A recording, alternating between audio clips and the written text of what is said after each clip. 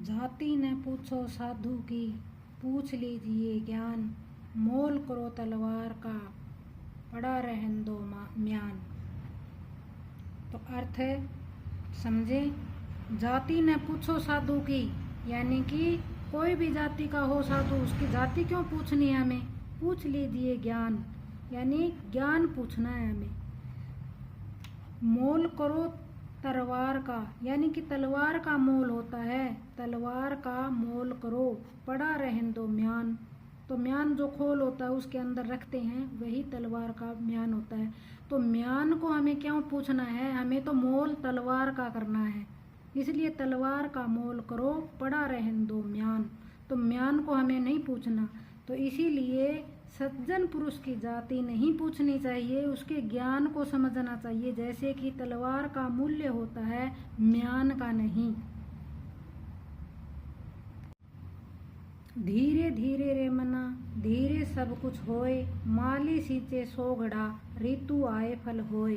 यानी धीरे धीरे रे मना, मन को धीरज रखना। धीरे धीरे रे मना, मन को धीरज रखना। धीरे सब कुछ होए, सब कुछ धीरे धीरे होता है, हर चीज को कुछ समय लगता है।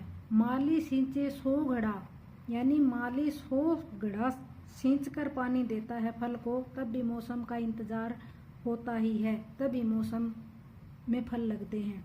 तो ऋतु आए फल होए, तो ऋतु आने के बाद ही फल लगते हैं। माली 100 घड़ा सींच कर भी मौसम का इंतजार करता है कि फल मौसम में ही लगेंगे।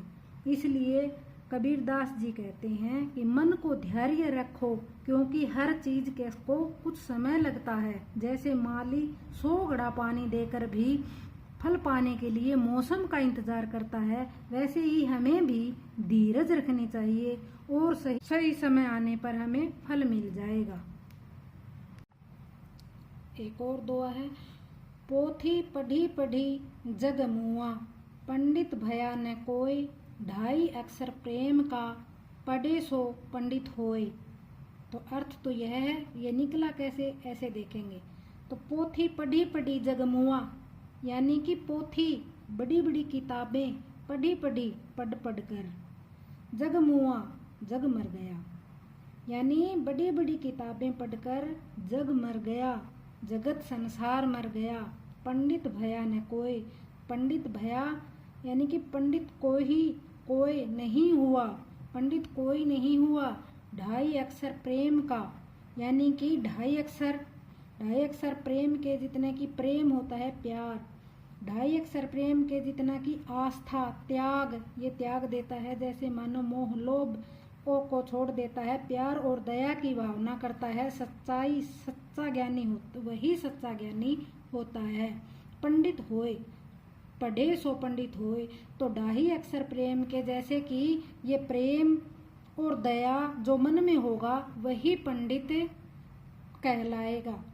तो बड़ी बड़ी किताबें पढ़कर दुनिया मर गई, पर सभी विद्वान नहीं हुए, पंडित नहीं बना। यदि जो कोई अक्षर का मतलब 2.5 अक्षर का मतलब समझ लेगा, पहचान लेगा, वही सच्चा ज्ञानी होता है, वही पंडित कहलाता है। इसका भावार्थ यही